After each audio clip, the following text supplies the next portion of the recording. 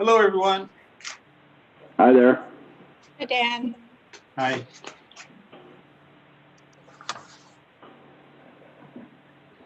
Hi, Dan. Hi. Also, you redecorated again. Yeah, I did. It's a lot of work. Yeah, I was kind of going for this. Like, Busy. I was kind of going for a more presidential look tonight. Yeah, well, I like it.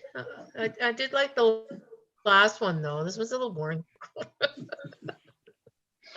Okay, it's 7 o'clock, so welcome everybody. We'll call a meeting to order. Does anyone have any written disclosure of pecuniary conflict of interest? Sandy? No, I don't. Dan? No, I don't. Dean? No. Heather? Nope. Thank you. So the next item on the agenda is petitions and delegations. We don't have any. Next item on the agenda is reports from municipal officers, and we don't have any. Next item on the agenda is reports from committees, of which we have none. So the next item on the agenda is action letters. So we need to adopt the minutes of the Tuesday, October the 8th, 2020 meeting.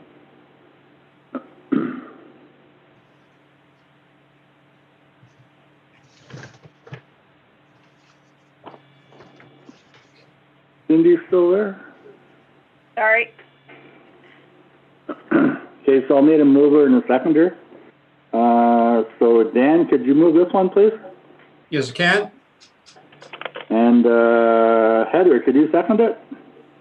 I sure can, but I don't know if we should do attendance, if that's necessary, if our video's okay. I don't know. What? didn't hear you. Attendance. Oh, I didn't know if we are doing attendance anymore or no. Oh, well, I saw it, but here, but yeah, we should do that. Okay, so Yeah, just we'll do attendance. yeah. Okay. Yeah. So Sandy, are you here? Yes. Dan? Partially. Yes, I'm here. Yes. Heather? Present. And Dean? Present. Everybody's here. Thank you for that. Thanks for reminding me, Heather. All right, you're welcome. So I have a resolution moved by Dan and seconded by Heather that the minutes of the special meeting of the council held on Tuesday, October the 8th, 2020 be hereby adopted and signed as circulated. Is there any discussion on that? Sandy? No discussion. Dan? No discussion. Heather? No discussion. And Dean? No discussion. Okay, so we'll vote to accept or reject. Councillor Cross, do you vote to accept this, yes or no? Yes. Councillor Maxwell? Yes. Councillor Olmsted? Yes. And Councillor Grant? Yes. I vote yes as well. So this resolution is carried. Thank you.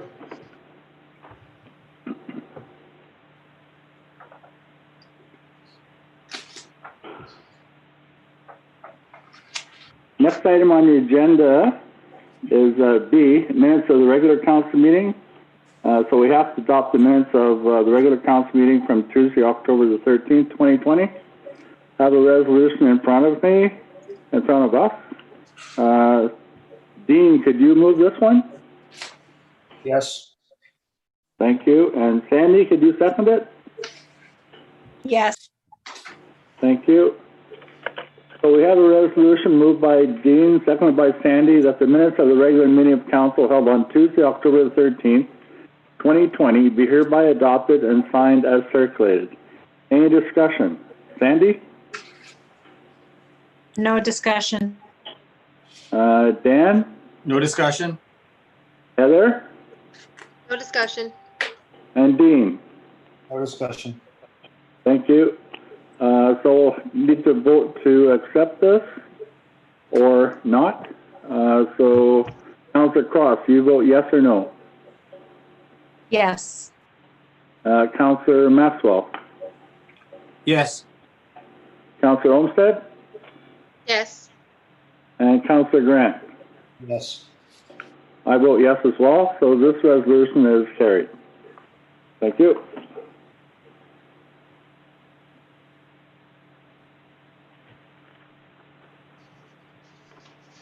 Okay, so the next item on the agenda is C, minutes of the special council meeting. So we have a resolution in front of us. Need a mover and a seconder. Sandy, could you move this one? Yes. Heather, could you second it? Yes. Thank you. So we have a resolution moved by Sandy, seconded by Heather, that the minutes of the special meeting of council held on Tuesday, October the 20th, 2020, be hereby adopted and signed as circulated. Any discussion? Councillor Cross. No discussion. Councillor Maxwell. No discussion. Councillor Olmsted. No discussion. And Councillor Grant. No discussion. So we'll need to vote to accept these or not.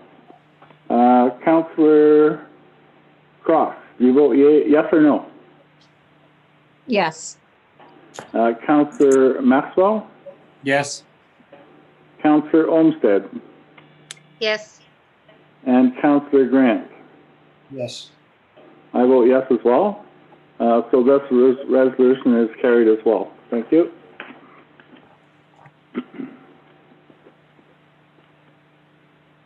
So the next item on the agenda is report from the clerk.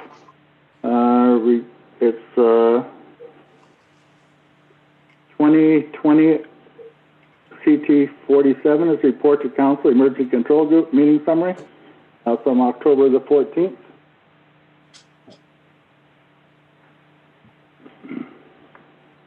Okay, I assume everybody's had a chance to read that.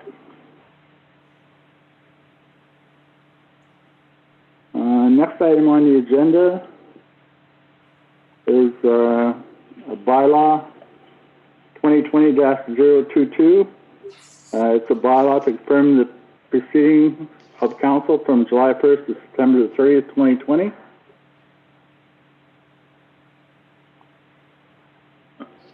So last meeting we had the first and second reading. So I'll need a mover and a seconder for the third reading. Councillor Grant, could you move this one? Yes. And Councillor Maxwell, could you second it? Yes, can. Thank you.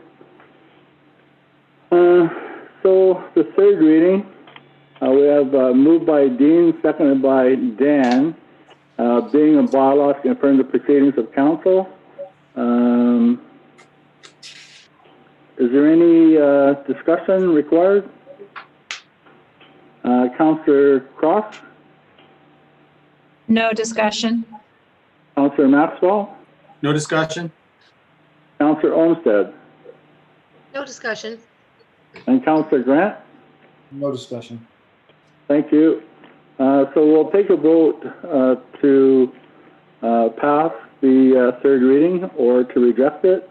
Councillor Cross, do you vote yes or no to pass it, to accept it? Yes. Councillor Yes, I do. Maxwell? Yes. Councillor Olmsted? Yes. Councillor Grant? Yes. I vote yes as well. So the third reading is carried. Thank you, everyone.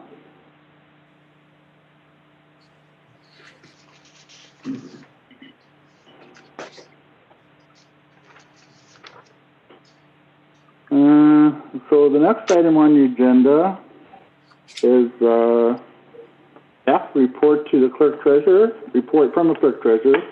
It's 2020 CT 48. It's revised fees and charges bylaw. Has everyone had a chance to view that? Any comments, Councillor Cross? No comments.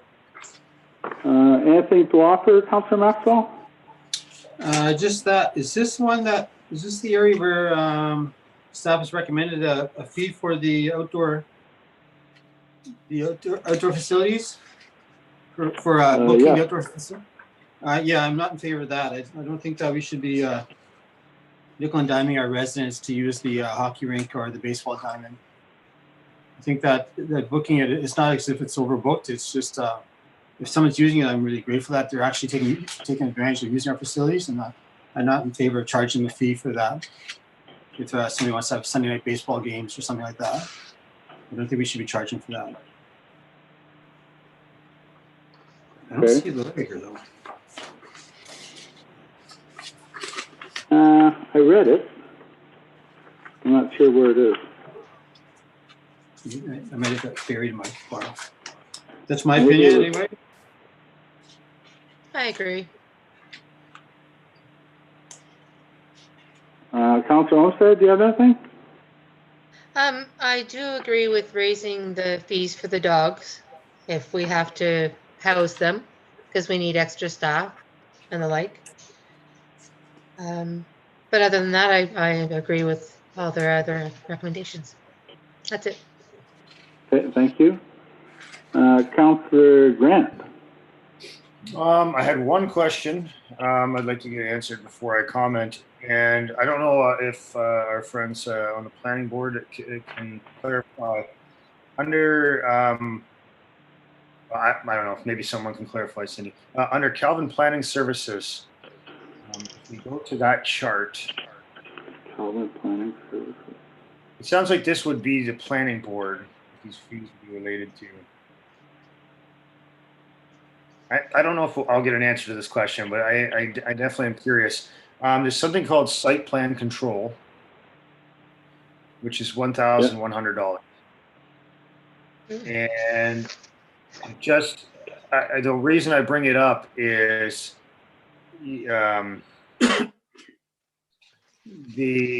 not sure if there's implications with the official plan if we're requiring site plan control on everything moving forward, if the official plan is passed and if there's significant cost implication for that. And I don't know if this is something maybe we could get an answer on. I'm not sure what that is. Generally, a site plan control, yeah, is just mapping of the property, right? So make sure the house, the well, the septic, everything fits. I'm just a little bit confused on, what the fees were. And maybe we could get an answer to that. Do you know what the answer to that is, Cindy? No, I do not. I do know that Councillor Grant's concern that there was a question about it in the official plan. So I will confer with the planner and get an answer for council. Okay, Yeah, thank you. And what I'm kind of interested in is whether this will be required, whether I guess it was required or is required moving forward. This is a bit confusing because some of these are. Yeah. Anyway, I'd appreciate a little bit more clarification on site plan controls, and I do have an additional comment. Okay, can you go ahead with that then? Yes, thank you. I don't support a small fee for the use of the outdoor facilities either. I think if we had an issue, if we were flooded with, I just think it's good to see the facilities being used, and I don't think it's. Yeah, so I don't support that. And I think that's pretty much all I had for comments. I support the rest of the recommendations. Thank you. Okay, so it sounds I like. have one more thing. Okay. Can I have one more? Okay. Under the planning fees, we only refund 90% if they don't go through with the project. We keep 10%, and they have to request for a refund. A lot of people aren't really aware of having to request it. So I don't know if there's a way we can make sure they know it's refundable. And I would agree with 100% refundable. I'm not sure why it's only 90%. I'm not sure, but it's probably because there's work involved, but. Mayor Pennell, can But I to make respond it- to that? Oh, Yes, please. please. So yes, that is correct. Depending on when they withdraw the application, there's work involved in it. And so 10% is remained for the administration fees, cover some of the administration costs involved in the processing of the application. Could we make it a little bit more accessible than having to ask for a refund?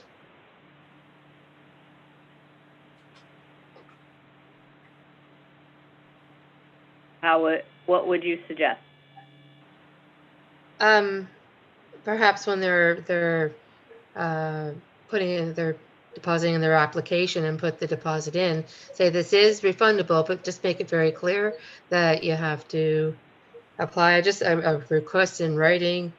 Maybe I had no idea of this in the first place, so I don't know how we can make more people more aware of that.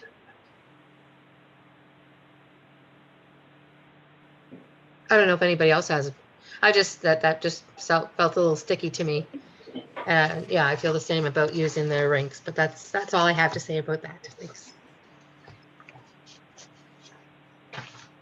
Okay. So I don't know, unless it's on the application, I don't know if we can add it to the application, but request must be read in writing. Perhaps we can do that, I'm not sure. Is that a possibility, Cindy? Yes, I will make sure that it's on the application. Okay, Thank thank I you. think that would solve the issue for sure. Yes, thank you. Right, so it sounds like at least 3 people, and there might have been 4, that didn't agree with charges for facility usage.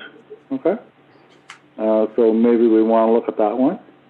And then Councillor Grant had a question about that site plan control. I believe that was all. So can we get an answer to that, and then we'll bring this forth at our next meeting for further review and discussion? Would you like to do first reading of this bylaw? Yeah, we can always make the change afterwards, right? You can make the changes up until the Third final reading, right? is passed. Okay, so let's do the first 2 readings tonight, and then we can look at the changes at the next meeting and go forward from there. Okay, so I'll need a mover and a seconder for the first reading. Heather, could you move this one, please? Yes, sure. Thank you. And Sandy, could you second this one? Yes. Thank you. So we have the first reading, moved by Heather, second by Sandy. Is there any further discussion? Councillor Cross? No discussion. Councillor Maxwell? No further discussion. Councillor Olmsted? No further discussion. And Councillor Grant? No. Okay, so we'll vote on the, to accept the first reading. Do you vote to accept the first reading, Councillor Cross? Yes. Do you vote to accept the first reading, Councillor Maxwell? Yes, I do. Councillor Olmsted? Yes. And Councillor Grant? Yes. Sorry, could you say that again, please? Yes. Thank you. And I vote yes as well. So the first reading is carried. So I'll need a mover and a seconder for the second reading. So Councillor Grant, could you move the second reading, please? Yes, I will. And Councillor Maxwell, could you second it? Yes, I will. Thank you. We have the second reading, moved by Councillor Grant, seconded by Councillor Maxwell. Is there any further discussion? Councillor Cross? I do have one thing. With the rental of the facilities, I was under the impression that was if somebody not necessarily the neighbors, like the residents, that it was going to be used for something like, say, somebody wanted to have like a farmer's market or if they were, another company was coming to use maybe like the playground. I thought that's what those charges were for. Do we have something like that for the use of the grounds?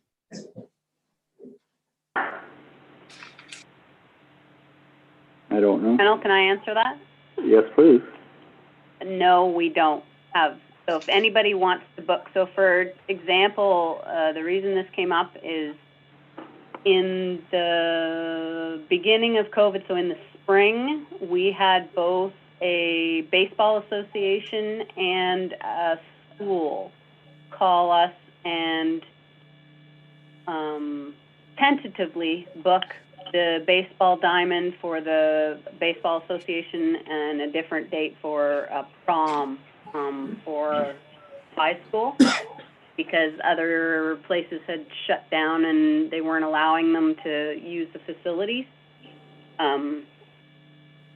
So there was some administrative costs associated with doing that, and then as it turned out, in the end, they didn't need the facilities. So the reason this suggestion was made by staff was just to accommodate or try and get back some of that cost associated with, booking it, especially if we're going to develop like a calendar.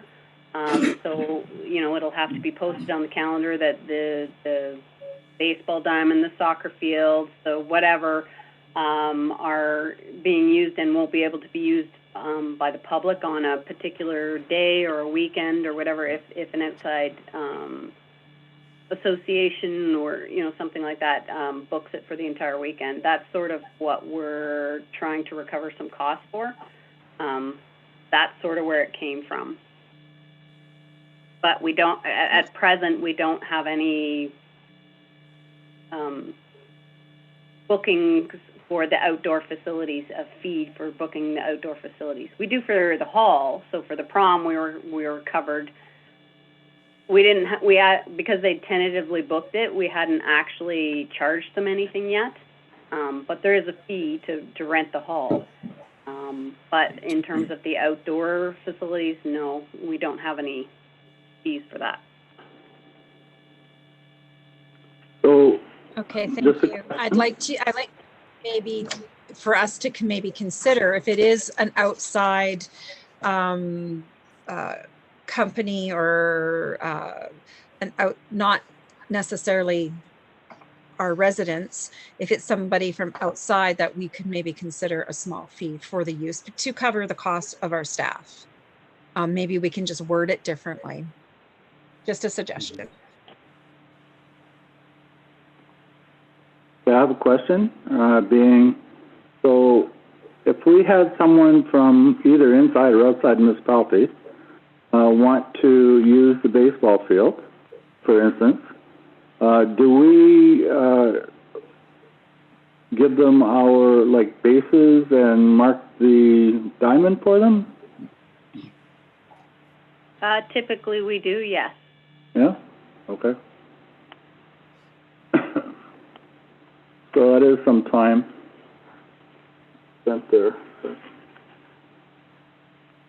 I kind of agree with Councillor Cross that probably people within the municipality are paying taxes already to use the facilities, but maybe people from outside the municipality aren't, and we could have some kind of a fee for those. But that's just my idea, and it's open to discussion for sure. So I think that was the only concern that was brought up with the fees. So how would you feel about that, Councillor Maxwell?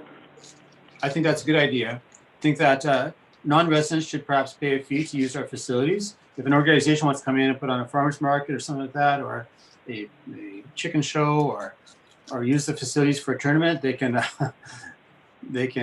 pay a fee. But the taxpayers are already paying. Some of them are paying a pretty hefty tax already, and to get nickel and dime by not $25, it's just kind of an insult sometimes. So people think, I got to pay again, and you've already paid to part of your taxes pays for that facilities. So I think residents shouldn't have to pay it, but I think outside organizations or residents should have to pay for it. The film company, for example, wants to come and use it, then they can pay a fee. They can pay a bigger fee. But yeah, I agree with that. Okay, thank you.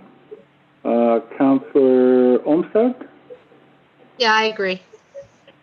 Okay. Councillor Grant?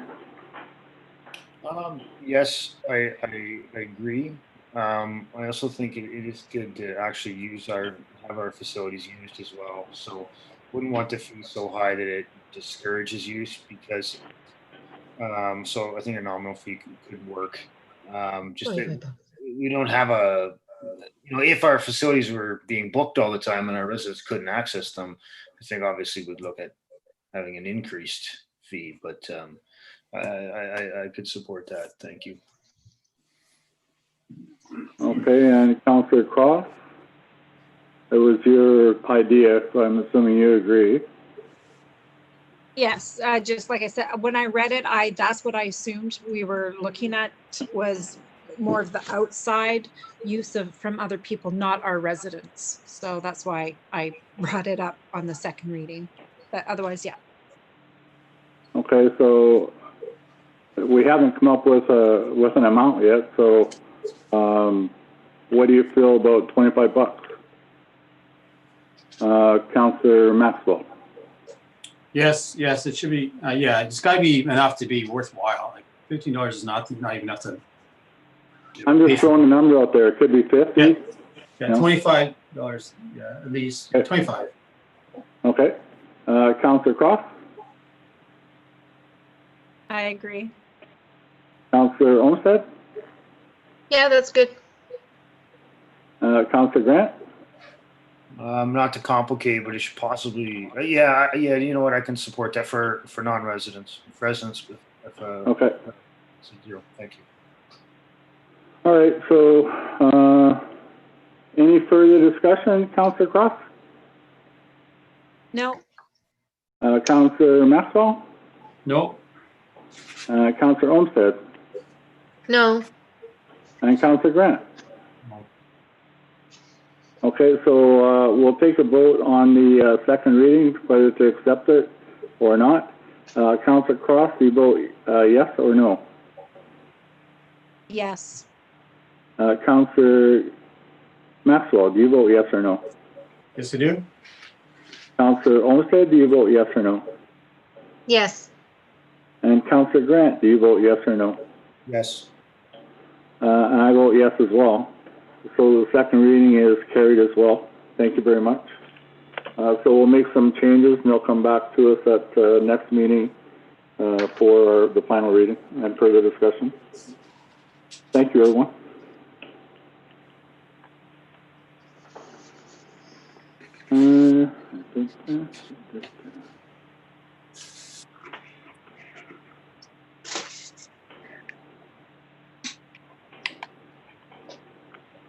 So the bylaw 2020-023, does that just get deferred until the next time now? That's what we just did. Okay.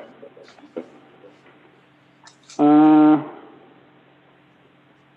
the next item on the agenda is Municipality of Calvin Administration notification of a closed portion at the November 10th regular council meeting.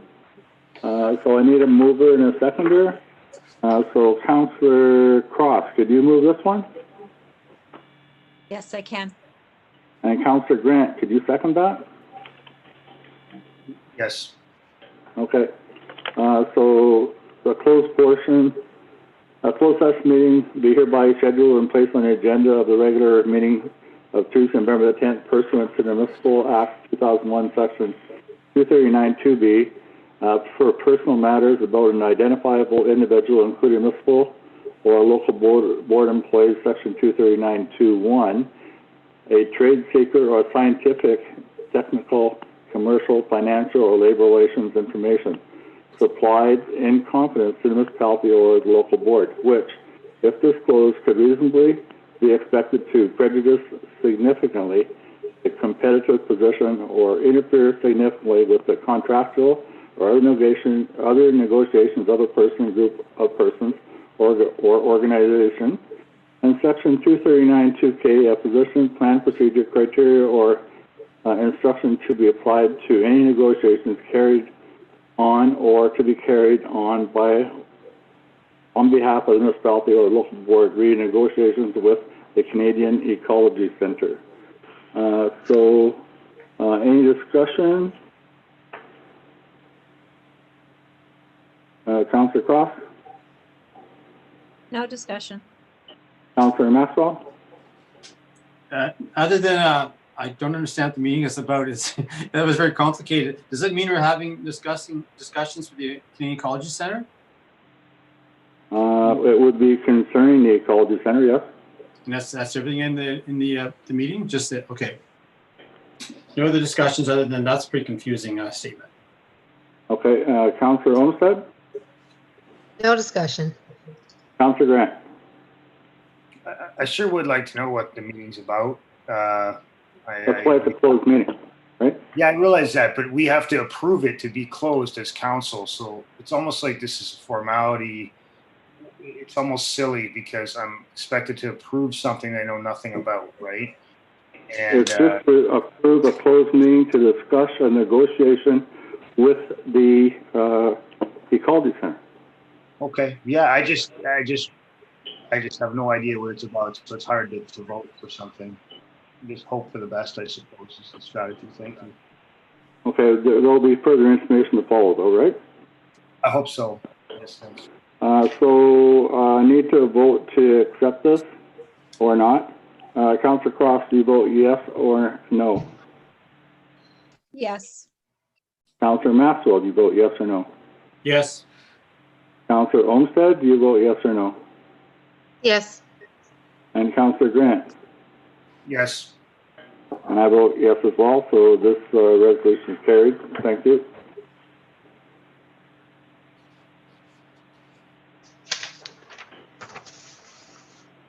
The next item is a report from the clerk treasurer.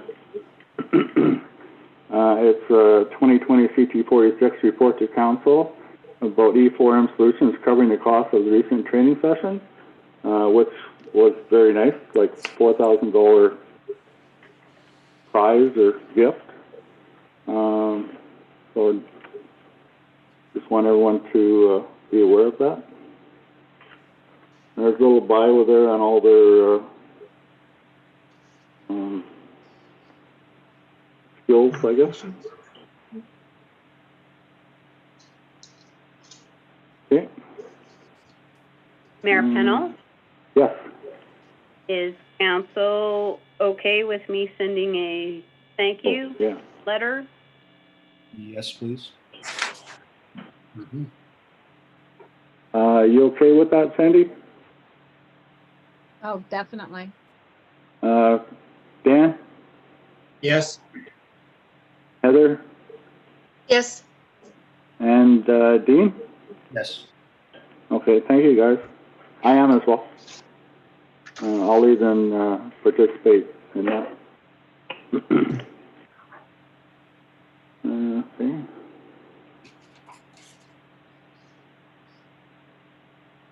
Next item on the agenda is item number J. It's a letter of support for SpaceX Starlink program. We talked about this during our last meeting about supporting, that we should be supporting everyone who could possibly get us some high speed in the area. During the past couple weeks, CRTC has approved this company to get on to share and become part of other networks. So that's a step forward for them. Makes it it's moving forward. So we need a mover and a seconder that will support this. So I need a mover and a seconder. So Councillor Maxwell, can you move this one? Yes, I can. And Councillor Olmsted, can you second it? Yes. Okay, so we have a Councillor Maxwell, moved by Councillor Olmsted, that Mr. Calvin agrees that the broadband is an essential service and the CRTC and Telecommunications Commission should allow SpaceX and other private ventures to compete with those presently acting in the communication field as they have the private financial ability to move forward. And that further be resolved that a copy of this resolution be sent to the Federal Minister of Finance, Innovation and Economic Development, the Provincial Minister of Economic Development, Employment and Infrastructure, the Provincial Minister of Northern Development, Mines and the Canadian Radio, Television and Telecommunications Commission, CRTC, Northwest MPs and MPPs, the leaders of the opposition parties, and the Federation of Northern Ontario Municipalities. So how would, any further discussion on this? Councillor Cross. No. Councillor Maxwell. No discussion? Councillor Olmsted. No. Councillor Grant. No discussion. Okay, so we'll take a vote to proceed or not. Councillor Cross, do you vote yes or no? Yes. Councillor Maxwell. Yes. Councillor Olmsted. Yes. And Councillor Grant. Yes. I vote yes as well. So this resolution is carried. Thank you, everyone.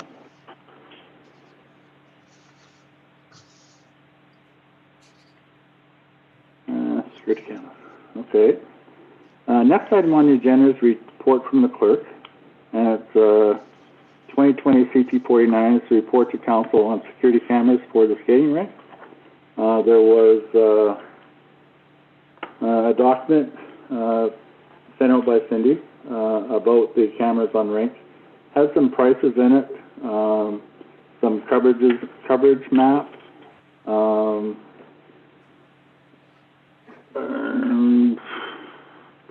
I guess, would you like to elaborate a little bit on that, Cindy? Sure. So our security company provided two options. The first one, as mentioned, is upgrading the camera systems, and as the diagram indicates, all cameras would be on the municipal office community hall building. This provides an update to the current cameras, all of the cameras, which would be beneficial because the ones that we have are quite old. It also appears to give a better overall view of the rink with the positioning of the cameras. Option number two would replace all the existing cameras. The downfall to this one is that they'd have to dig up the ground to put the armored cable in. It's possible, but it's not necessarily ideal. And based on the diagrams, staff doesn't feel that there would be as good a coverage for the entire ice rink. There is also the option of just doing what we have for the garage and the fire hall, and buying, something from one of the many technology companies and having staff install it themselves, which would be significantly less. But I think it would be beneficial for us to upgrade the current security system, as I mentioned, because it's quite an old system. Unfortunately, upon further investigation, with the COVID-19 money, it has to be operational expenses, and it would be very difficult to prove that this was solely related to COVID-19. So I think the province may reject us putting the cost of it underneath the COVID-19 funding that we received. So it would either have to come out of reserves if council wanted to purchase it this year, or we can budget for it next year. Is that all? Yes, I'm sorry, that's it. What's your thoughts on that, Councillor Cross?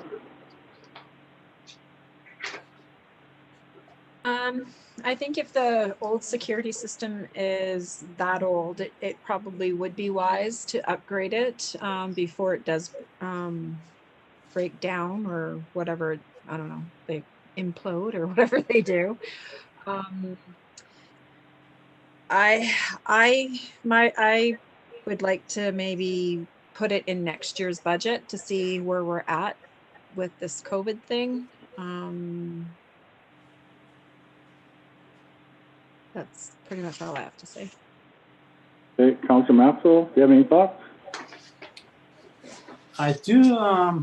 Yeah, it's too bad we can't get covered under the COVID thing, because I would like to see some cameras at the rink, not only to provide safety for the people using it, but to help with maintenance and to be able to check to see if there's snow on it, if it has snowed or not. The employees could use it as a maintenance tool to help them better maintain it, and to act as a witness in case of vandalism goes on there and that type of thing. I do like the option number one, where the cameras are on the township building, and the idea of upgrading our cameras there does sound like a good idea to me at some point, because I know in past experiences when we had people vandalizing, we couldn't get a clear image of them because the cameras are too old, so we couldn't actually see the license plate on a vehicle, for example. With new technology now, they can zoom right in on that kind of stuff, and you can really get a good evidence of what actually happened. So with the new cameras, probably from the township hall, you'd be able to see enough at the rink to have any evidence in case that you needed evidence for something. I mean, you could end up in a lawsuit with somebody getting hurt at the rink, where we would need some record of what actually happened there, easily enough to. But in terms of spending that kind of money, whether it comes to the reserve or next year, it's something important. But I know next year we're going to be tight for cash, and so we probably won't have it in next year's budget neither. We're going to be looking for cuts there, and so I don't know. I tend to think maybe just take out a reserve this year while we have some money, and don't have to worry about next year's budget. But I think we should move forward with some kind of upgrade of our cameras on the hall. That's all I have. Okay, thank you. Councillor Olmsted? I was on the fence, and and then I kind of leaned towards Sandy, and now I'm with Dan. Next year is going to be really scary. At least this year we do have some reserves. So I am going to go for option one, like Dan says. Okay, That's all I and have to to do say. it this year? Yes, this year. Okay. Councillor Grant, what's your thoughts on this? I think it's, I don't know, I feel like it's a nice to have. I feel like we worked very hard to reduce costs this year, and I'm going to keep that same perspective. So I don't support an upgrade at all. I don't feel that it's an urgent or needed thing at this time. Thank you. Okay. Okay, so let's take a vote on whether we move ahead with this or not. Councillor, okay, let's take a vote on we move ahead with doing it this year, and take the money out of reserves, so that everyone's clear of what we're going to vote on. Councillor Cross, how would you vote on that? Nay. No? Okay. Councillor Maxwell? Is there a motion? I don't see the motion. No, Is it's this just an just asking. informal? Okay. Yes. We'll bring it back at the next I'll meeting. stick with my original statement. I'll go with yes. Okay. Councillor Olmsted yeah, I'll go with yes as well. and Councillor Grant? No. Okay, so I'm going to vote yes as well. Okay, that we go ahead and do it now and take the money out of reserves. So can we get this brought back, Cindy, at a future time? Yes, I will bring a motion to the next council meeting. I think the people who did vote yes were, everyone had chosen option number one. for the cameras to go on the municipal building. Okay, thank you for that.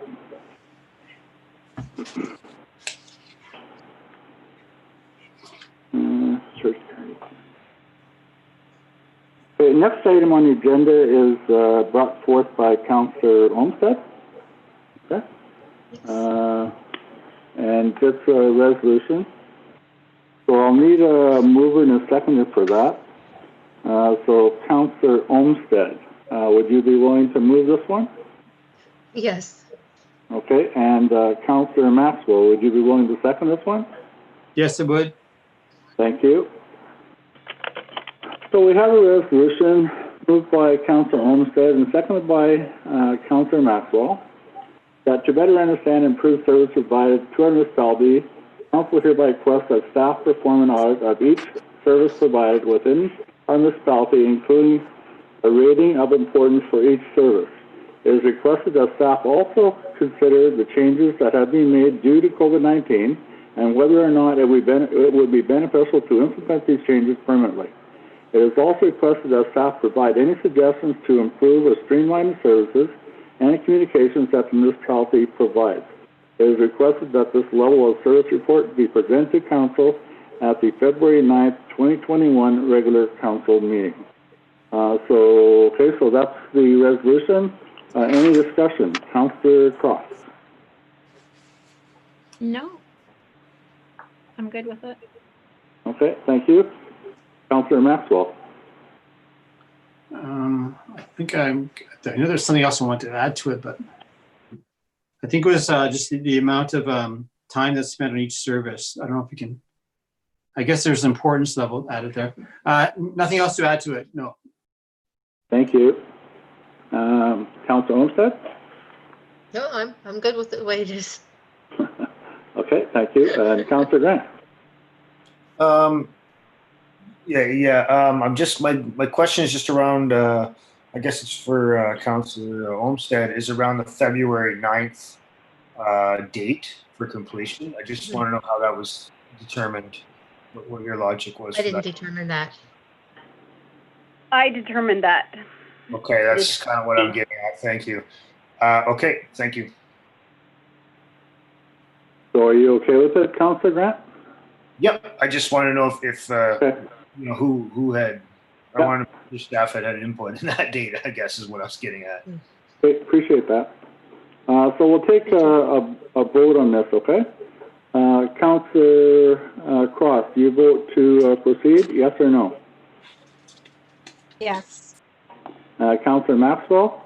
Yes, Councillor Olmsted? Yes.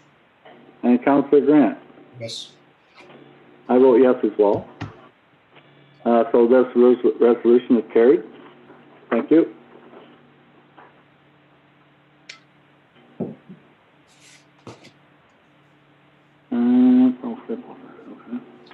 So next item on the agenda is M. It's a bylaw 2020-024. Is to adopt a formal complaint policy. Has everyone had a chance to look at this?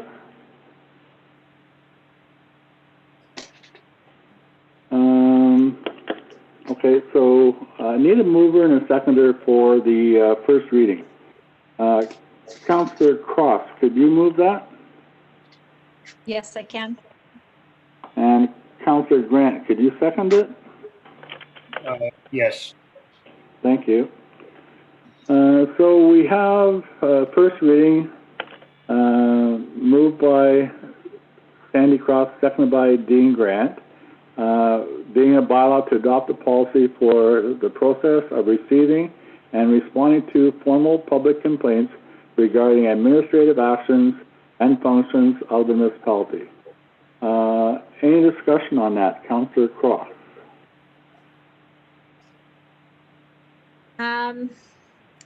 There was one spot that I had questioned was the acknowledgement of the receipt of the complaint within 7 days of the receipt of the complaint. I was wondering if it was, possible that it would be sooner than that.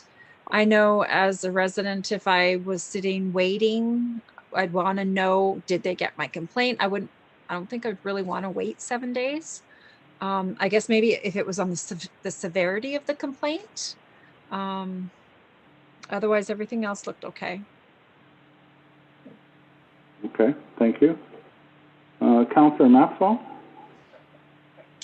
I had a similar concern about the 7 days. I was also concerned about, or I'd like to have more explanation on what exactly is meant by, at the discretion of the clerk treasurer, the complaint and the nature thereof may be deferred to council. Because I would like to know about any complaints that are coming through our office, our community. So I'm interested in knowing about all these complaints. So I'd like to either see a report, like bi-monthly, given that what reports happened, or I'd just like to maybe have that explained a bit by the clerk treasurer, maybe what exactly would not come to us and what would come to us, because I wouldn't want to find out third hand from a member that there's been an issue going on. I don't know anything about it. That'd often be embarrassing as a councillor when you're in the community and something comes up and there's something going on and you don't know anything about it and they're asking for, like, what are we gonna do about it? But we haven't heard about it. So I'm just curious about that. I would like to know if there's a problem, if there's a complaint someone's had. In most cases, I'd like to know.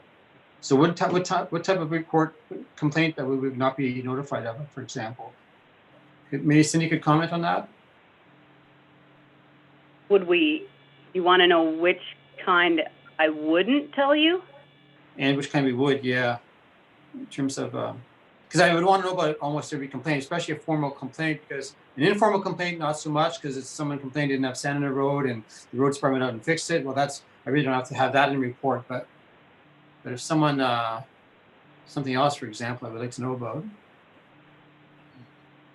Well, a report will be brought to council of the types. There won't be any names or anything in the report, but the types of reports, it was discussed previously that we would bring a quarterly report to council to let them know the types of complaints that are being dealt with. To give an example of something where I felt it needed council involvement, it would be, if there was some kind of liability issue, something like that, or something along those lines. That's the type of thing that would be brought to council. Any complaints, if people are asking councillors about complaints and they're not aware of it, my suggestion would be for them to contact the municipal office. That's sort of what this procedure is trying to do, is narrow it all into one area, and then council gets reports on a quarterly basis. We can have them more often if you want them monthly, but that's sort of what the complaint policy is for, so that there's someone addressing it, and it's not a multitude of people. It's being done by one person, or one person meaning whoever. Like if it's a roads issue, it will be the road superintendent that will deal with it. If it's a administrative issue, I would deal with it, clerk treasurer. If it's a recreation, situation, then the recreation supervisor would deal with it. Those types of things. That sort of. But if it needs to be escalated, then and council needs to be involved, then yes, I would bring it to council. We would more than likely have to have a closed portion to discuss it further, etc. So those liability, something that concerns the municipality financially, if there's a liability issue, those are the types of things that would be brought forth to council. Okay, is that written in here, the reporting of the complaints to council? I don't see it I didn't see it in the policy that reports would be given to council. I thought it was, but maybe I missed it. I don't remember saying that. But I can add it in, that's not a problem. Okay. Anything else, Councillor Maxwell? That's all I have. Councillor Olmsted. Yeah, I agree with everyone so far. This is just a work in progress, right? So I'm just worried about the appeals process. Going to Toronto, I would think that if we could not settle our own problems, I would hate to think we have to send them to Toronto. That kind of made me uncomfortable. And then the frivolous and vexation complaints, I don't know. Some people may not be aware if it is or not. So I don't know if one person can be responsible for that. Maybe that would be another reason we would come up to council instead of, liability. Just, hey, this is happening kind of a lot of times. I'd like to know that. That's all. Councillor Grant. I have a few things to say. The intent is to have a policy that allows residents and taxpayers to have a welcoming and open way to express concerns and comments. In a hope that the municipality, by being open to complaints and comments, is going to improve our services and save money. One of the main purposes of this policy was to offer municipal complaint policy to solve issues before people felt the need to use the Integrity Commissioner or the Ontario Ombudsman. And I believe that we should also be recording and tracking complaints. This way, department heads can manage problems better and council can have the necessary information for proper governance. The policy statement, I think I'd like to see it changed a little bit to make, I guess these are the things I'd like to see in the complaint policy. I think that to embrace that and for this to actually work as I believe it should work, we need to make it easier for people to complain, less paperwork. It seems like it's quite difficult in terms of what information is required and just the formality of this. It's not going to be attractive for people to actually put a complaint in. All complaints, I think, should be recorded and stored for a period of time. I think that way we can track them and understand if there's problem areas. I think we should accept all complaints, including anonymous complaints. Obviously, as sober thinking adults, we would decide if an anonymous complaint was valid or not, or but I still think it should be accepted. And if it's frivolous and facetious, then simply toss aside. If it has valid points, then I think we should consider them. I think all complaints should come to council. Like we had mentioned, either quarterly or monthly. I think that has to be written into the policy. And I am a little bit uncomfortable with I understand the purpose, but the difference between informal and formal, I'd like to see residents encouraged to launch formal complaints. And because that way we can track them and be aware of them. And there's a number of details. I guess one of the biggest issues I have is that I don't feel like this complaint policy, I think that under the exclusions, quite a lot of things are excluded from being able to be a complaint. And I think some of those things like, one example is complaints about members of council. I think that one of the original intents of having a complaint policy was to try and avoid the costs of Integrity Commissioner if we can handle things internally. And I also feel that 7 business days is too much. I think it should be more like 2 full business days. And it should probably say clerk, treasurer, or deputy clerk will respond. That's simply a response to say that we got the complaint. And it also says decision. Final under decision number 3, number 6, number 3. It says 10 business days for a decision on one of the areas. I almost feel like it should be 15, a little bit longer to allow for the possibility of a council meeting, so that we have meetings every 2 weeks usually. So I think that the document is, I hope it's a work in progress. I hope that other councilors consider some of my comments, and I'd like to make it a more open policy, a little bit easier for residents to use. Thank you.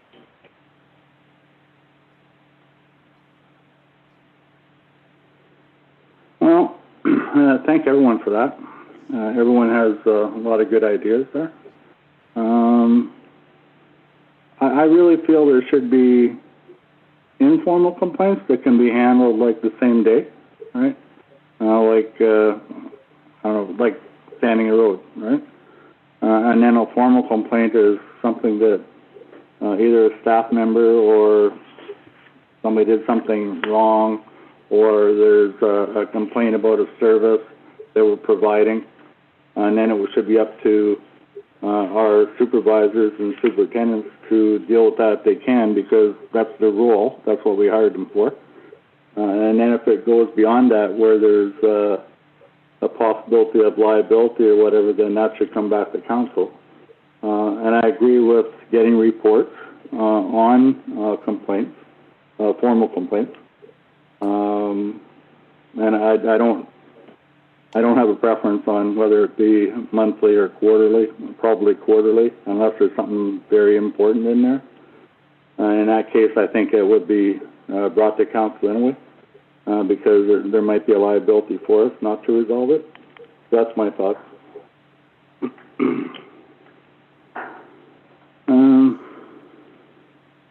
So not really sure how we're going to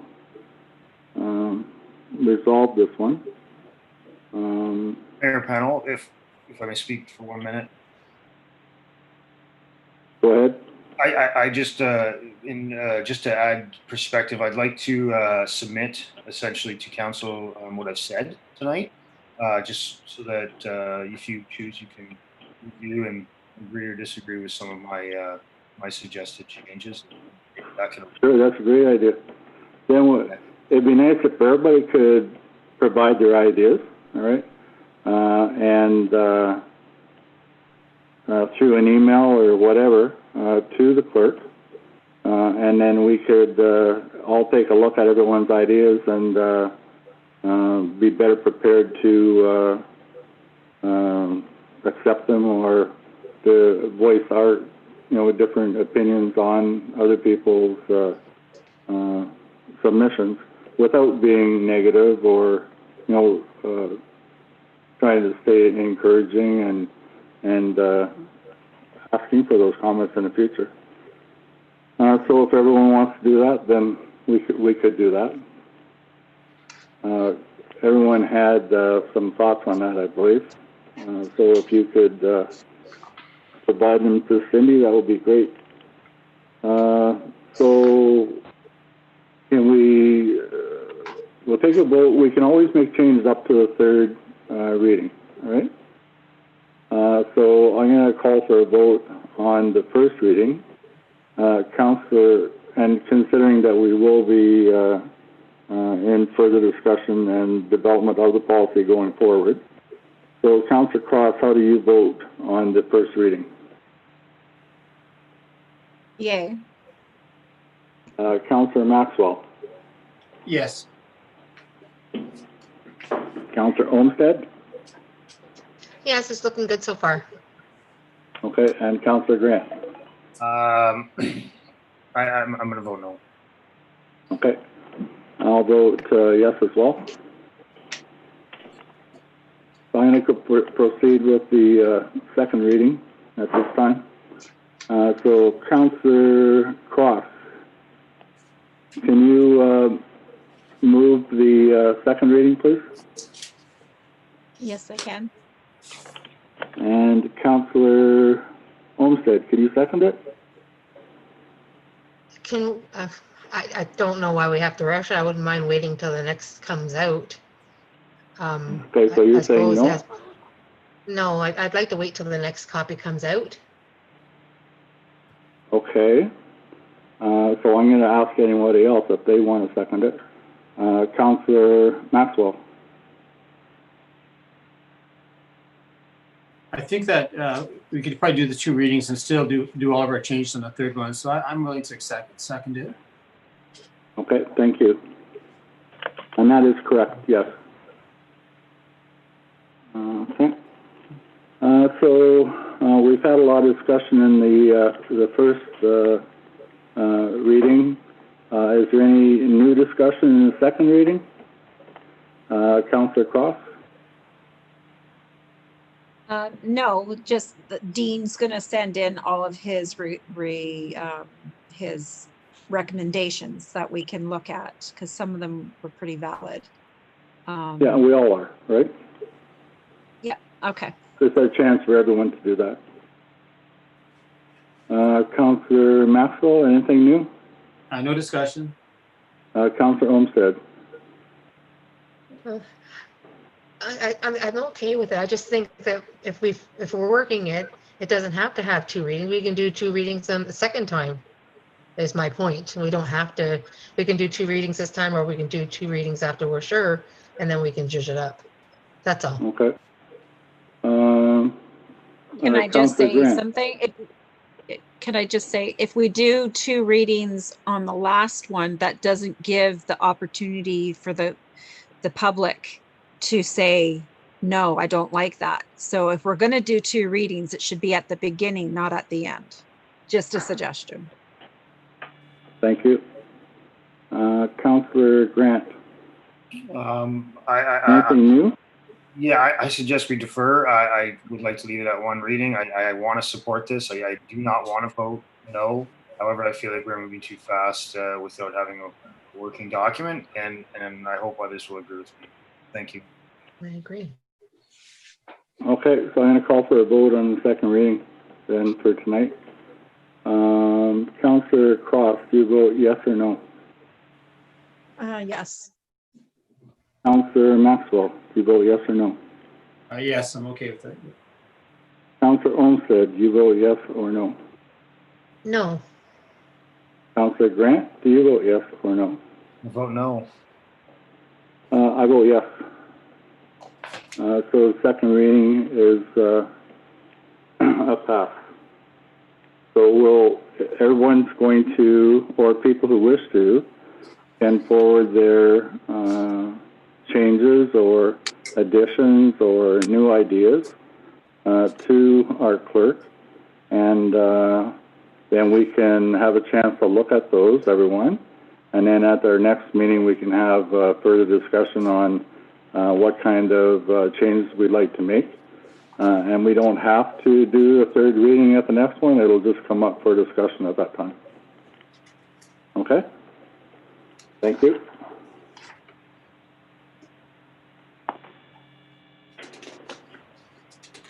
So the second reading got carried there. Okay, thank you. Next item on the agenda is N, as in Norman, and it was Municipal World Podcast. The future is rural, small town infrastructure, and there was a link for people to attend that if they wish to do so. Then the next item on our agenda is information letters. Mayor Pennell, can I just interrupt for a moment? Yes. Just so further explanation for item number N, like Nancy. As per suggestions made by the people that came here and did some training with us, as well as some suggestions from council, I am going to try to provide podcasts or recommendations for books to read or articles to read, or different things, sort of an educational portion of the agenda for council and staff to expand their knowledge in regards to the municipality, et cetera. So that's why this is here. This was just an interesting podcast that Municipal World put on for council and staff to listen to. Okay, thank you. I'll make a comment, panel, or Mayor Pennell, please. Please go ahead. Yes, I'm definitely in favor of that, Cindy. I think that's a fantastic idea. Ironically enough, the podcast was about, I watched it, some of it was about creating spaces to learn and to, everybody lifts each other up the more knowledge we gain in our rural communities. And so I'd encourage others as well, if they have good learning resources, let's say, that we could share them amongst ourselves as well. So thank you. Thanks for that. Okay. Next item on the agenda is number 7, information letters. I'm hoping everyone had a chance to go through them. There's a lot of stuff here. There's a lot of municipalities in the southern part of the province with concerns, different concerns, and mostly with aggregates and municipal elections and what should be a defined service and all that sort of stuff.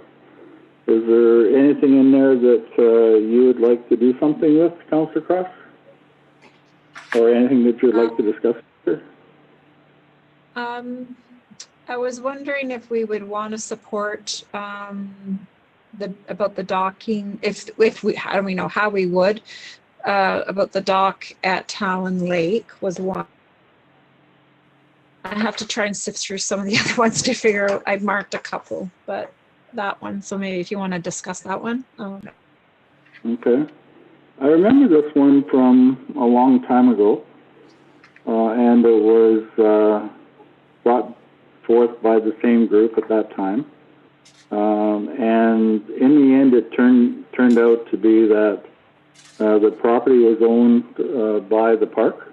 Okay, so neither one of the municipalities owned the property, so there was really nothing that we could do.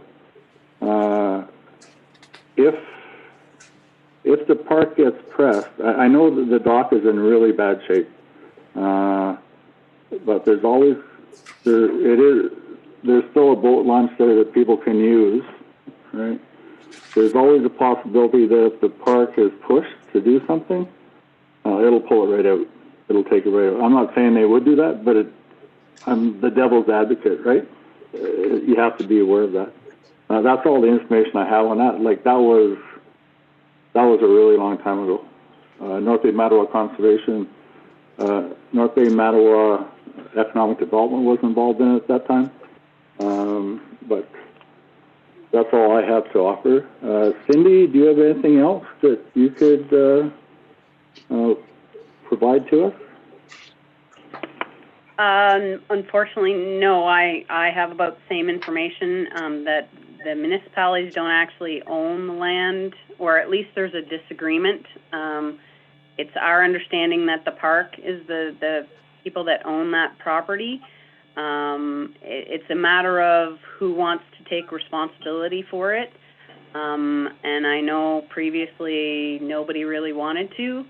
So it's a question of, can we work together, the two municipalities and the park, and how do we go about doing that? If we decide to do that, would the Trillium grant that's being suggested, who would submit it, who would be responsible for it? So all these things need to be explored, probably again, even though they were a number of years ago. So things have changed, so we'd have to explore those all over again. So it's possible, and based on the comments that I have received, I've had at least 3 people contact me in regards to the boat launch there, that it's well used. It's a very busy spot in the summertime, so it would probably be beneficial for us to try and work with Bondfield and the park to see if we can make the dock a little bit safer for everybody. Can I comment? Please proceed. So I noticed that the letter was sent by, I guess on behalf of the Lake Town Conservation Association. Cottage Association. Cottage Association. Oh, must be a typo here. Anyway, it says conservation. Okay, Cottage Association. And I guess I think I would be in favor of responding to the letter. And I don't know how to respond though. But I think that it's possible that somebody would need to take a lead in doing this. And I don't know if that would be our role. I don't know if I'd want that to be our role, seeing as we don't own the property. But I think that I would be willing to support any efforts or see what support might be required. And so maybe respond to the person that sent a letter and ask what exactly, they know what exactly they're looking for in terms of our involvement. So kind of narrow down what role we may have. I don't know. Thank you.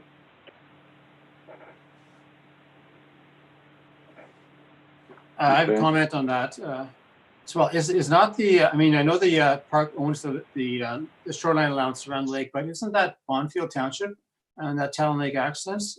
To me, it's a Bonfield problem, not our problem. I don't know why we're being amalgamated together as if it's all of our problem. It's in their township as far as I'm concerned. I remember when I was younger, and we used to go down to, that's where everybody went to swim, was down at the government dock. And where the boat launch was on the east side of the dock, there was a fence post there, okay? And there was no fence on it. There was just one single post, okay? And my dad told me at that time, that is the dividing line between Calvin and Bonfield, okay? So if that indeed was true, okay, the dock would be in Bonfield. But I don't know if anyone's ever done a survey to determine that. I don't have that information. I don't know if Bonfield has done one, or I just don't know where that is. Maybe we could look into that.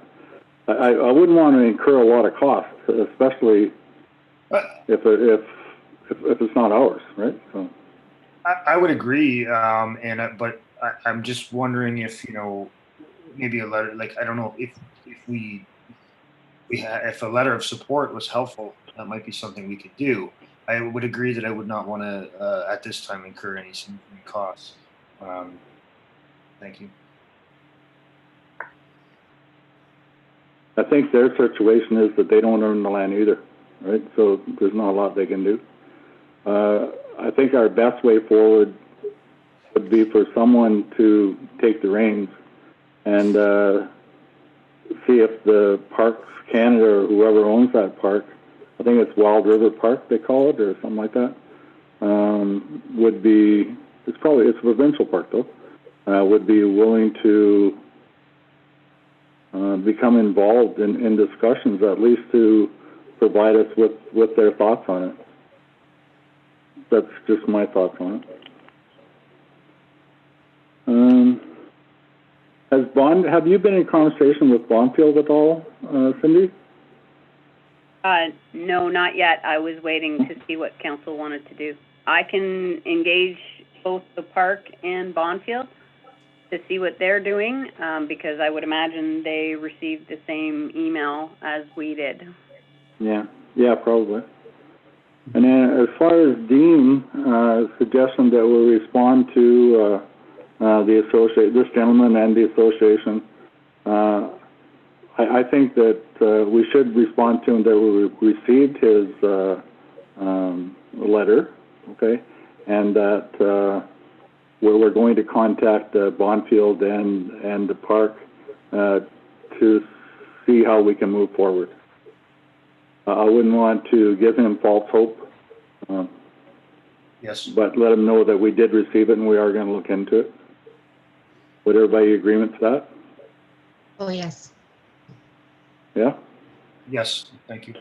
Yes. Yeah, I'm in support of it, but I'm not in support of taking it as a lead at this project. To me, it's a Bonfield project, and we can support it and offer them our support for their applications and that. But I'm not interested in taking on the management of another dock facility. We have our own on Smith Lake that we take care of, and a few others. And I think this cottage association. If you have a cottage on Town Lake, it's a pretty nice to have that. And I think that the association can fundraise and manage this facility with their members. They could perhaps ask their members to pay for it, but I don't want to see our taxpayers paying for building a dock on Town Lake. We do have taxpayers on Town Lake though, right? Do we? Not a lot. You have some. We do, yes. Oh. Interesting. Like, When I read it, I thought they were really looking for more of a letter of support, because I thought there was something about maybe them applying to Trillium or something like that. And if we had a letter of support given to them to help out that application that they would be applying for, is what I thought we would do. Yeah, I don't feel that that's clear in the letter, but yes, you kind of indicate something like that. But it's not clear. So I do support Mayor Pennell's response that we call Bonfield and call Parks. Okay. So everybody in agreement to that response to this gentleman? Yes. Councilor Cross? Yes, I am. Councilor Maxwell? Yes, I agree. Sounds a good idea. Yes. Councilor Grant, I think that's everybody. You already did, so, okay, I'm in agreement to doing that as well. So we'll start there, and maybe Cindy can touch base with Bonfield and the park and see what their thoughts are on it. I don't know if we can find out who actually owns that dock, where the property line is there, but I think that would be one of the first steps that we should look at. Okay. Thank you. So that's Blanchard Landing. Sandy, you had something else there too as well, right? Yeah, I think it was just if I noticed that there was a webinar on November 4th, and if Jacob was going to be taking part of that. And I'm not that familiar with aggregate resources, but there was an awful lot of information letters about that. Do we have aggregate resources in Calvin, and should we be making a support letter with that? We have some aggregates, like the pit at across from the mill there at Rutherglen. There's two different people there that have gravel. I'm not sure of any other ones. The La Blanc pit where we get our sand from last year. Oh yeah, right, yeah. Okay, John that Gould. one.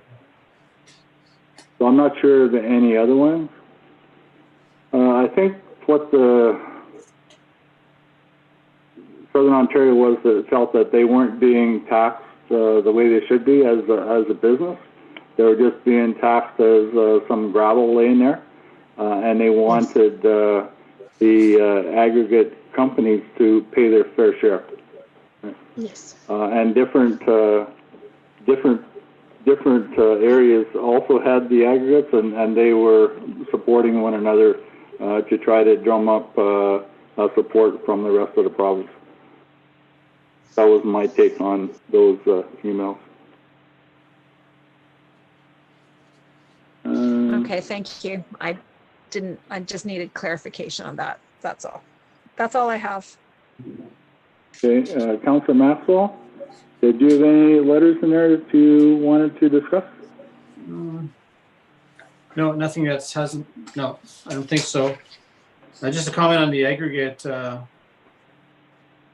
I just happen to know the people who own the aggregate in Calvin. Their taxes went quite significant last year, and they're quite upset about that. But this must be the reason why, I guess. I see that.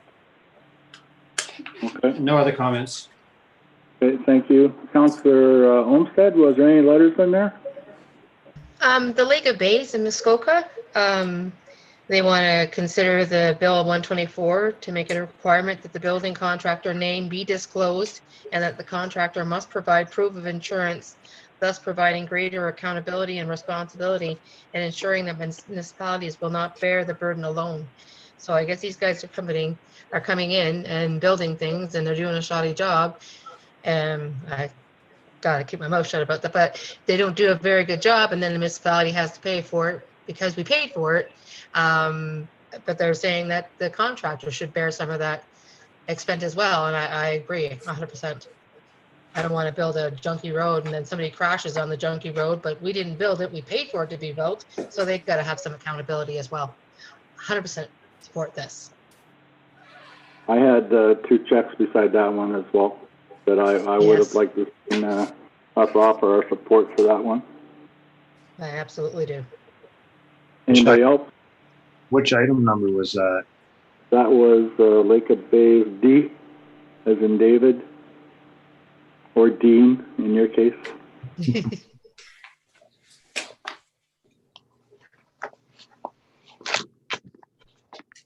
Anything else in there, Heather? Well, that was, I mean, everything else was kind of, that was the only one that really stood out. I really think we should get behind that one. Okay. Councillor Grant? Yes, there is one that I would like to mention, and it is item M. District of Nipissing Social Service Administration Board Report, 2021 budget issues. What number was that, please? Yep, item M. Emma? M is Okay. in Michael. All right, yeah, I was concerned with that too. That's like 6%, right? Yeah, so I just wanted to just mention it. Sound like a broken horse because I'm always mentioning DSAB, but I think it's kind of the budgetary elephant in the room where it's to me it's the big fish. It's a big issue that although we're very focused on fiscal responsibility and I'm saying that I'm not. Some of us are concerned about purchasing $3,500 in cameras. We have this social housing, the DSAB going up 5% almost annually, and we pay around, I think it's $214,000, but just to say even $200,000 annually, a 5.3% increase is another $10,000, and that's $10,000 equals about 1% increase in tax. So I guess I'd like to work with I'd like council to work on some sort of plan to say, hey, this is really bad. Like, and the reason we're paying so much is because we have a pipeline, and but our citizens take all the risks for the pipeline, and then we send all our money to North Bay in Mattawa. And Mattawa actually pays less than us actually for their fee to DSAB in the last year, anyways. So it's just something that I think we got to be aware of, and I think that's a big fish that we ought to try and fight with or catch or whatever analogy we want to use. And I'm not suggesting it's easy. I'm not suggesting we'll win, but I think it's worthwhile spending time and effort looking at that specific cost.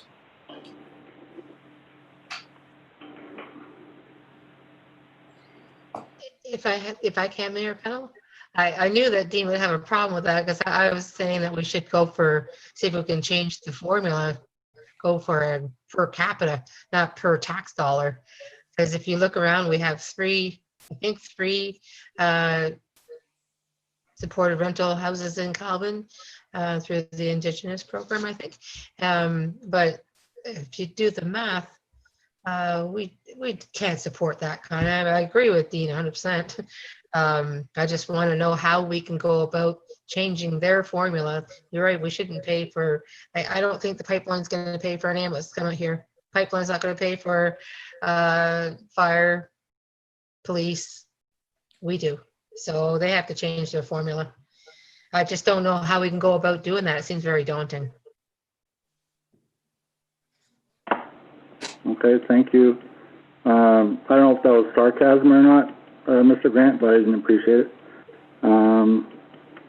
We did ask them last year if they changed their method of how we were taxed, and they refused to do that.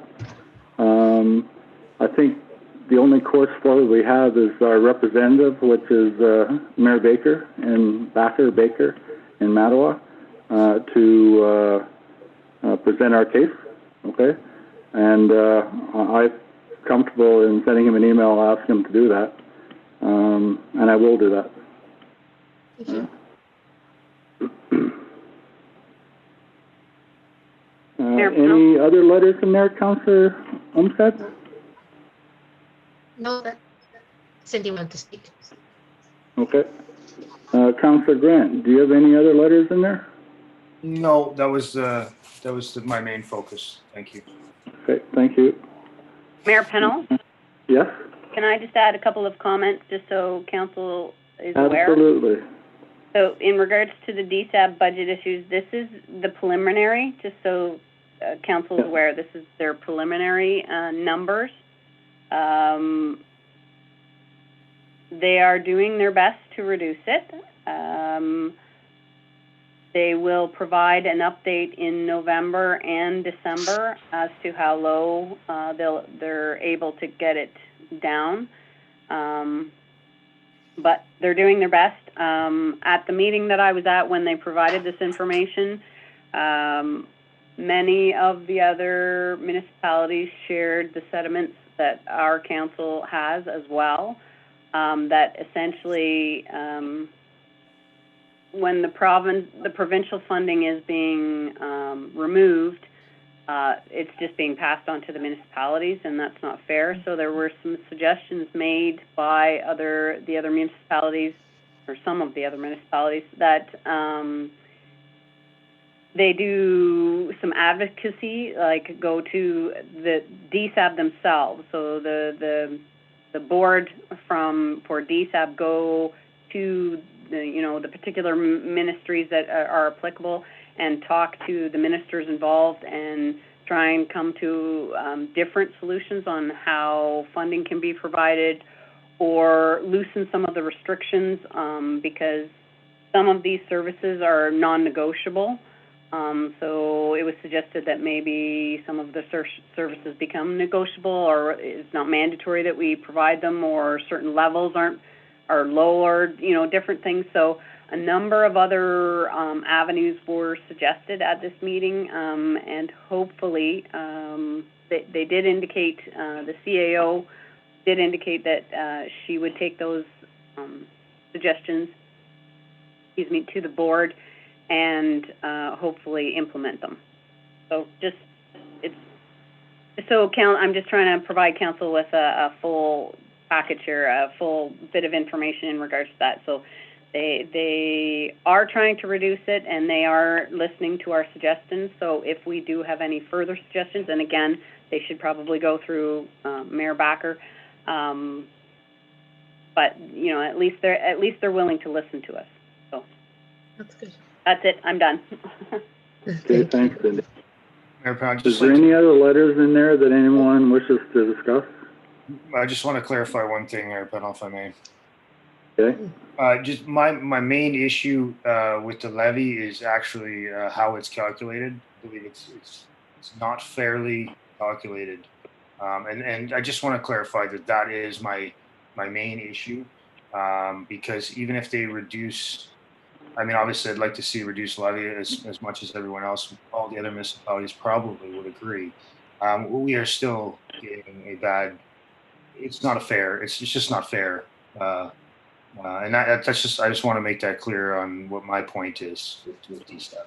It's a levy calculation is unfair. Thank you. Okay, thank you, Dean. Any other letters in there, Dean? No, not for me. Any other letters, Heather? No, I'm done. Thank you. Any other letters, Dan? Just further to the DSAB budget discussion, would it be beneficial for us to send a letter, email to the board, just stating that we're not happy with the potential of 5.3% increase, and that we would like them to work harder on reducing that? That is a burden on our taxpayers that we don't want to impose on them.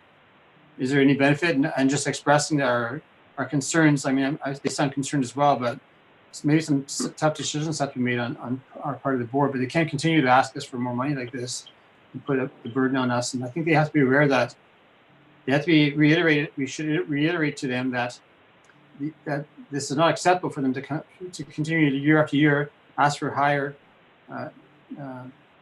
levies than we're willing to ask our residents to pay. Madam, is anyone in support of sending some type of letter stating that? I'm going to do that, Dan. Okay. Okay. Is there any other letters in there that you want to discuss, Dan? No, nothing else. Okay, Sandy, are there any other letters in there that you wish to discuss? No, that was it. Okay. So the next item on the agenda is information letters available, which there are none. And then after that, there's old and new business. Sandy, do you have anything old or anything new? No, I don't. Dan, do you have any old or new business? I'd like to know what our plan is to getting back to in-person meetings. We've had 2 in the hall so far of other types of meetings. So why can't we have a council meeting back in live? I know that we realize we're going to a second phase, but our area is still fairly low. There's 1 new case in our area so far, and other townships, I'm not sure all of them, but I know Mattawa's been meeting in live. And I think that it's important that we get back to some sense of normal procedures. These electronic meetings are okay, but it's I don't think we get full communication of the issues because we can't see face to face, and the communication is limited to just mostly audio. Perhaps do we have a plan for that? I noticed the emergency management board didn't have anything to say about that, but when do we have an expectation of when we're going to go back to regular meetings? We don't have any plan to do that at this time. We're just basically starting into the second wave, and I was listening to a program today on CBC. They were talking about Northern Ontario, and they said just because we haven't ramped up our numbers that much doesn't mean that we're not going to. There's a secondary school in Sudbury that's got a few classes sent home. There was still 827 cases in Ontario today. We never did have a lot of audience that came out to our public meetings other than Mr. Bart, I'm not sure what his last name is. We are recording all these meetings, so anybody who does want to log in can do that.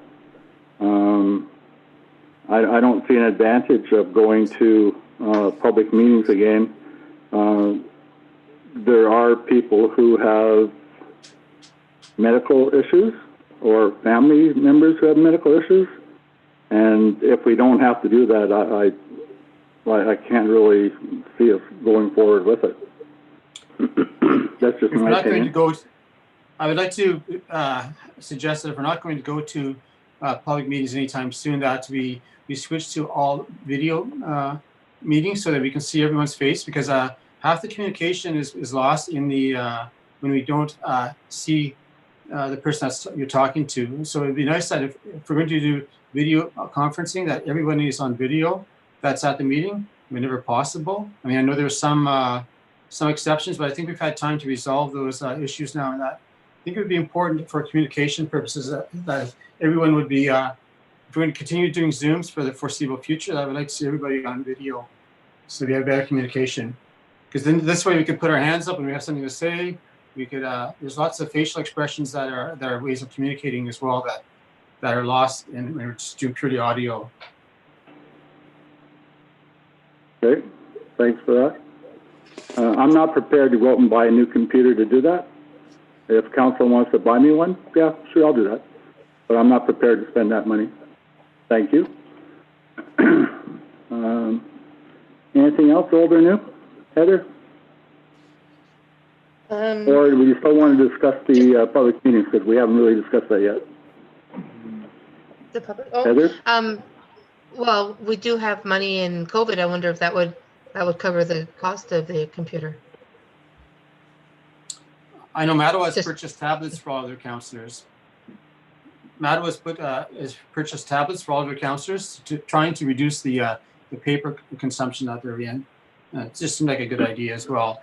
I don't know. I do all my meetings on my iPad, and it works really well for me. I can also see the complete package as well. But just if we're going to stick at this as is this going to become the new norm? I think that it has to be. We all have to be video. That's how I feel.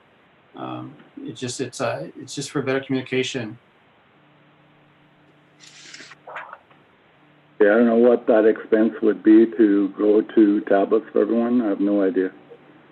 I think each individual might have different requirements with their connections for one thing, but I think, yeah, the basic software and everything would be the same.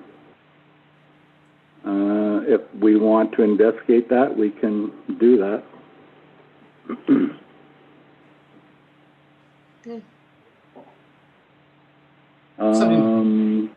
Heather, your thoughts on that? I know that I don't know if you know, I noticed, but I have not dropped any Zoom meetings because we've increased our whatever speed. So we're good that way. And I shut my whole family down. Like nobody is allowed to use Facebook, nothing. no YouTube in. So that's why I haven't dropped anything, but it would be beneficial to look into that. I'm sure. I know my laptop, it's my son's second. I blew through one laptop already and I'm like, oh no. But my son gave me his other, I don't know, it's probably, I don't know, it's like 6-7 years old. But yeah, if Mattawa saw fit to drop out, I have no aversion to that, that's for sure. Right. Councillor Grant, your thoughts on that? I'm actually not. I'm in favor of following our guidelines, and one of the things is that I guess I suggested it was something that everyone joined by video. I think that's a good thing to strive for. I'm probably not in favor of purchasing iPads. I don't think unless it's going to save us money on paper. And when it comes to in-person meetings, I think that once we can set that technology up where we can broadcast these meetings that we looked into, I'm more than in favor myself. But I think it's important to have that availability to the public if they are not comfortable to come in person. So I'd like to have updates on that. But thank you. Okay. Councillor Cross. I appreciate all of what most of the councillors have all said. I would like to keep it the way it is for now, for health issues, and also more so for the public being able to see our meetings. I think it's been very beneficial, and I wouldn't want to see them lose that out just because, and by, for us to stay with what we're supposed to be doing with the COVID rules, for sure. So I'm fine with the status quo. Okay. So it sounds like we want to stay the way it is until we get prepared better at the hall, at least, right? That was my take on that conversation. Was I correct? Yes, you were. Councillor Maxwell?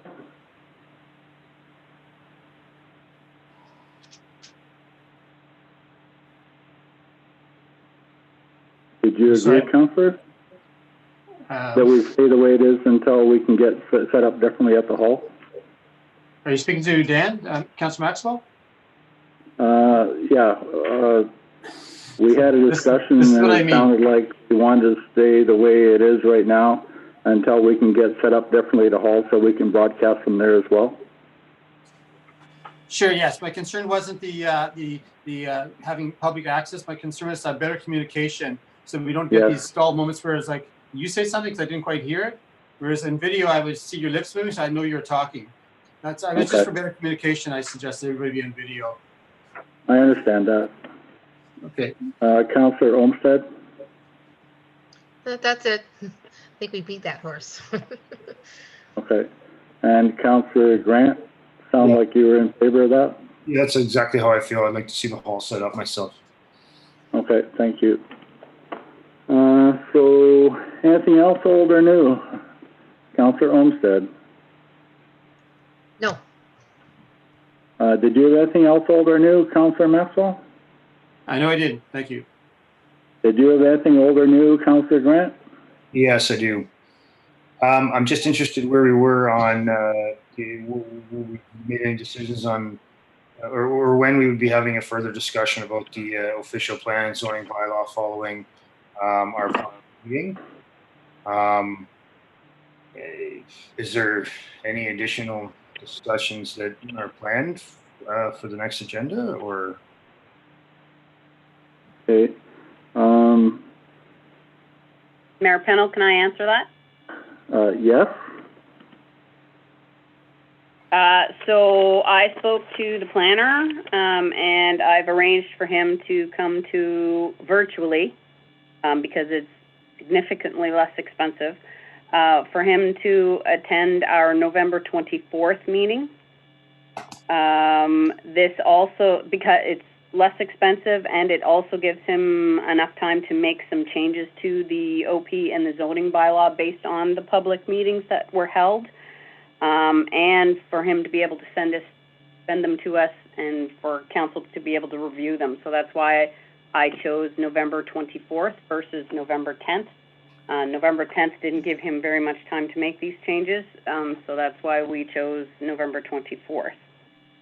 So he will attend that meeting and be prepared, and will be prepared to answer any questions, specifics that weren't answered at the public meeting. Okay, may I make another comment, Mayor Pennell, just to follow up? Sure. Thank you for that, Cindy. It's good to know. I do have 8 changes, specific changes that I'd like to see. It would be hard to support the document without these changes, and I'd like to present them to. I'm going to present them to council at the next meeting. These are changes that Papineau had suggested that we had supported through resolution that did not occur, and I'd like to present them to find out, why these specific changes, could not be made. And I'm sure Glenn can explain. And I also had just 2 questions in general that I'd like to submit. I just want to make one overall comment. I think it's really important that the zoning bylaw,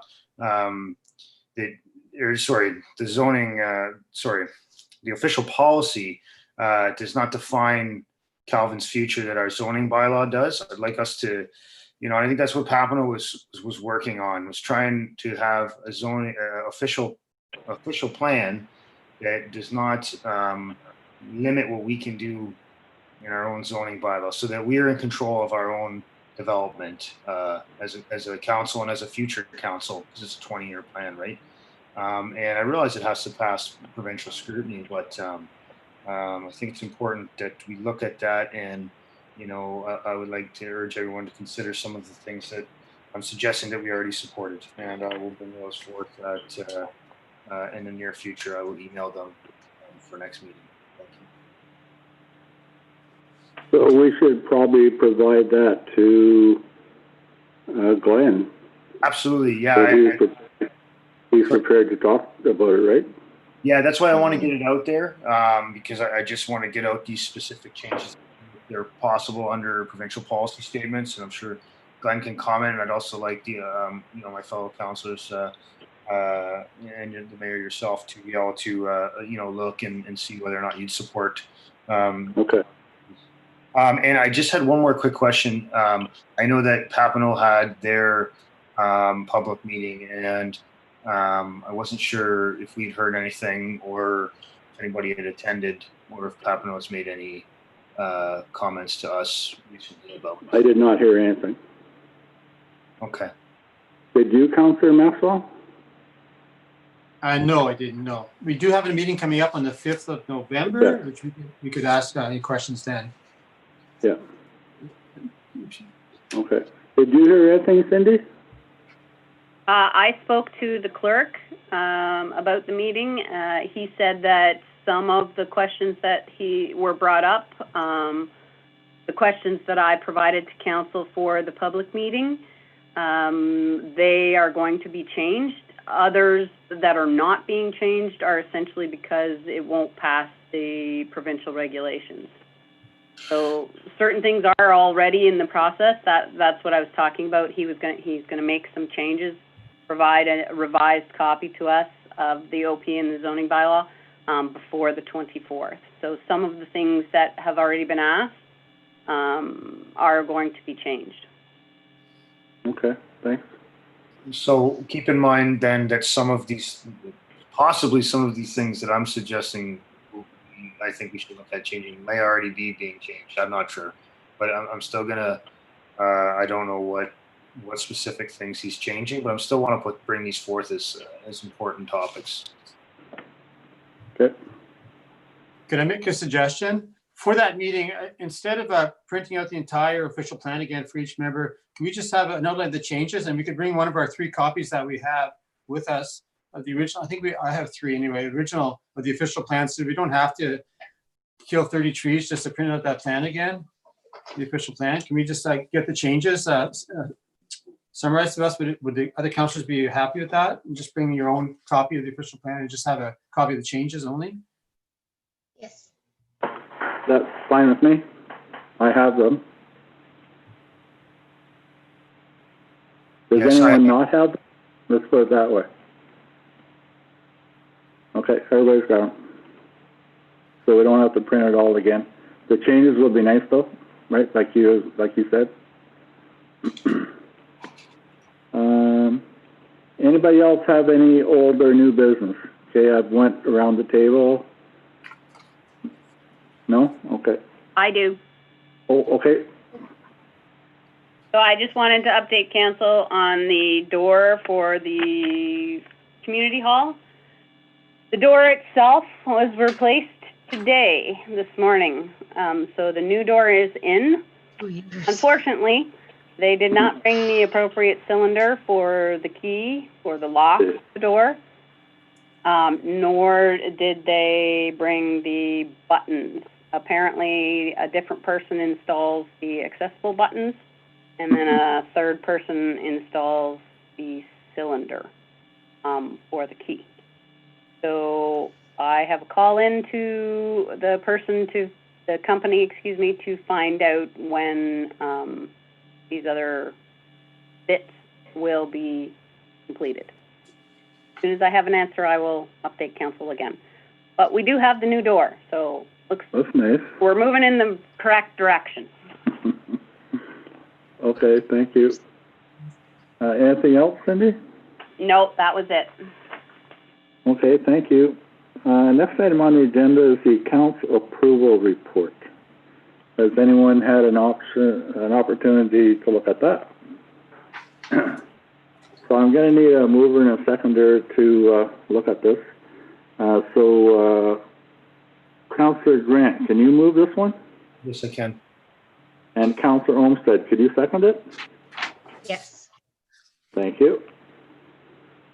So we have this resolution moved by Councillor Grant and seconded by Councillor Olmsted. That's a disbursement dated October 22nd, 2020 in an amount of $8,749.91 and October 27, 2020 in an amount of $5,335.52 be hereby authorized and passed for payment.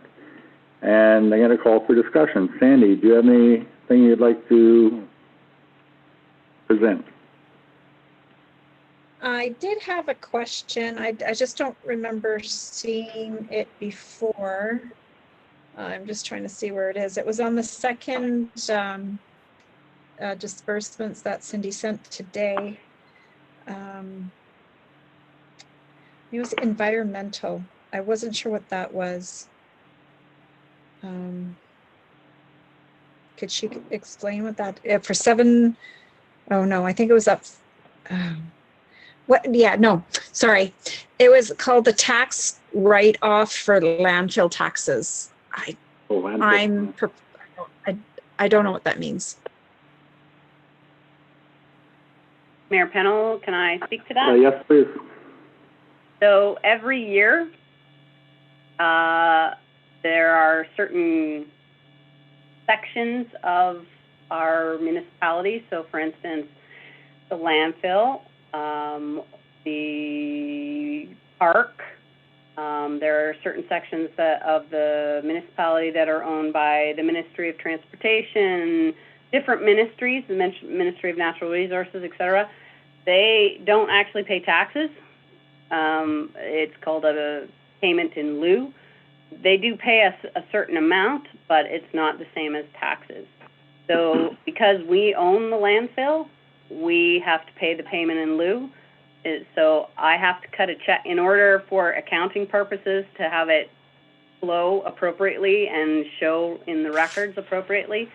I have to cut a check, pay ourselves. Oh, I get it. All right. Doesn't make sense, but whatever, right? Thank you. Anything from you, Councillor Maxwell? And just clarification, under the one that came by email, that account under the fire department, what's the mileage expense for? It's almost $800 for, is it Bart's Automotive Services, $800 in mileage expense. Just curious, where is he coming from? Toronto? Why is that mileage expense? That's not a mileage expense, It says vehicle mileage expense. but it's vehicles and mileage. Like repairs to vehicles and mileage. I gotta find what you're exactly looking for here. Okay. But there were safeties done on vehicles, and so is this what you're talking about? Oh, rescue van safety. Oh, I see. Okay, I'm sorry. Yes, rescue van safety. I just saw the big letters, the big capital letters which said vehicle. I guess that's the account.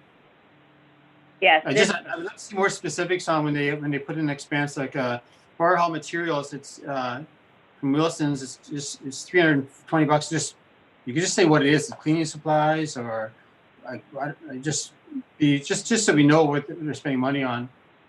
Some more information might help in the budget, thing like that, especially when it's over a couple $100, for example. Like the fire hall materials from Wilson's, they spent the $322, $300, I guess, on something. Just curious what it is. Smoke detectors, and I'm not. Was tape and wood and screws and zip ties, and I can't remember the whole entire list. It was a couple pages long. If you'd like to see the invoice, you can come in and see the invoice if you wish. No, it's okay. Just what are they building? I don't know the answer to that. You'd have to talk to the fire chief. I can ask him, and I don't believe he's building anything. I think it's just supplies. They need those certain things. Sure. No, I don't question it too much. I just like to see more detail in the description of when they're purchasing things like that. Well, unfortunately, I only have a limited amount of characters in the software program, so there's only so much I can put in there. I can't put the whole list in there. Okay, thank you. Anything else, Dan? No, nothing else. Heather, anything you want to discuss? So when we're doing planning and development, and I know that we have meetings, does Glenn get paid every single time he comes? And do we all share that expense? Glenn hasn't come that often, but I'm sure he charges us every time he comes. So he'll charge everybody this $431.99? I don't know the answer to that. It was quartered, so we paid 25%, and Papineau Cameron would pay 25%. I think he pays 25%, and Matawan pays 25% of this particular bill. The previous bill that was on the last council meeting, that was from September 30th, 2018. All the work that he had done from September 20th, 2018 to September 30th, 2020.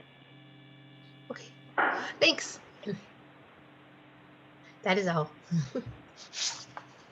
Anything else, Heather? No, thank you. That's all. Anything, Dean? No, I have no comment on, or no discussion or comments on disbursements. Thank you. Okay. So I need take a vote to accept this. We can get back to the resolution.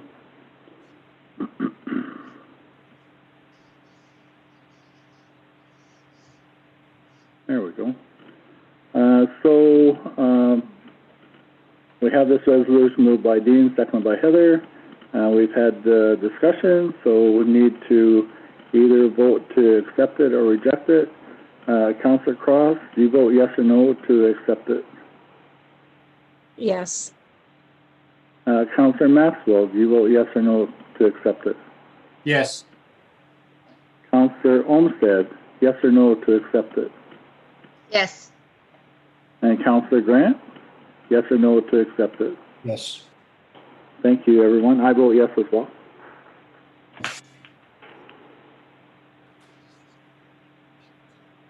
Next item on the agenda is the closed portion, which we don't have any tonight. The next item after that is business arising from a closed portion, of which we have none. And there are no notice of motions. So the last item on the agenda is adjournment. So I'm going to wait for the resolution to come up. And I need a mover and a seconder. Dan, can you move this one? Yes, I can. And seconder, Sandy, could you second it? Yes, I can. So we have a resolution moved by Dan, seconded by Sandy, that this regular meeting of council now be adjourned at 9:01 p.m. So I need to take a vote to accept this. So Councillor Cross, do you vote yes or no to adjourn the meeting at Yes. 9:01? Councillor Yes. Maxwell, you vote yes or no? Yes. Councillor Olmsted Yes. and Councillor Grant. Yes. And I vote yes as well. So this resolution is carried. That's it for tonight, folks. So everyone stay safe, and hope to talk to you all again in 2 weeks. We're looking for some information from Dean, and I'll be writing an email. Got a busy 2 weeks ahead of us. So have a good night, all. Thank you. Good night. Bye. Good night. Bye.